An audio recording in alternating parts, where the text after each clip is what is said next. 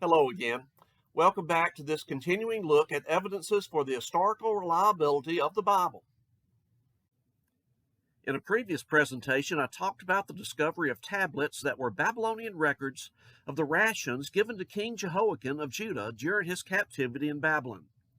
Jehoiakim was taken captive during what is sometimes referred to as the second stage of the Babylonian captivity.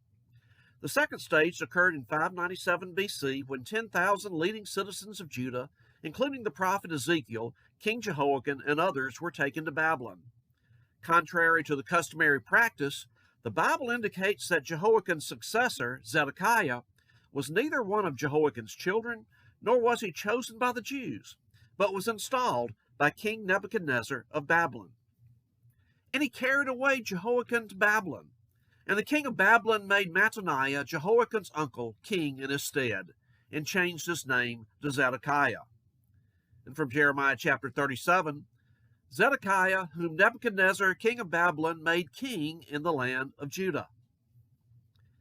We find confirmation of the Bible story in the Nebuchadnezzar Chronicle, a Babylonian cuneiform tablet that is part of a larger series known as the Babylonian Chronicles, ancient Babylonian documents recording some of the major events in Babylonian history. In it, we see that Nebuchadnezzar besieged the city of Judah. He seized the city and captured the king. He appointed there a king of his own choice. It happened just as the Bible said. About a decade later, in 586 BC, after the conquest of Jerusalem and the destruction of the temple by the Babylonians, Zedekiah was removed from power, his sons killed, and he himself made blind by the Babylonians. Nebuchadnezzar then appointed Gedaliah, a man not of the royal line, to serve not as king, but as governor over the house of Judah.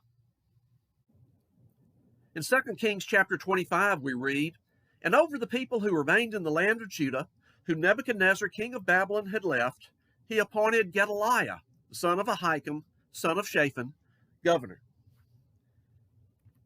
The name Gedaliah would also show up in the discoveries from a 1935 archaeological excavation in the Judean town of Lachish.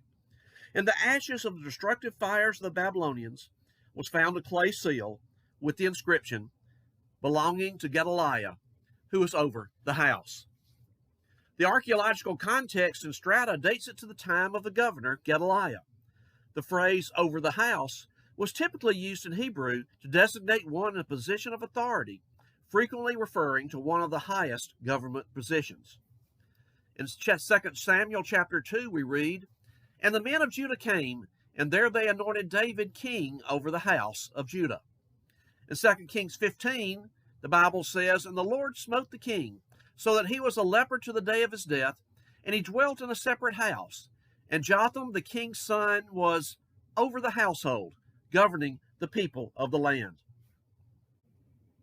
At the time immediately after the destruction of the temple by the Babylonians, the Bible indicates that the highest government official at this time was a man appointed by Nebuchadnezzar, a man named Gedaliah.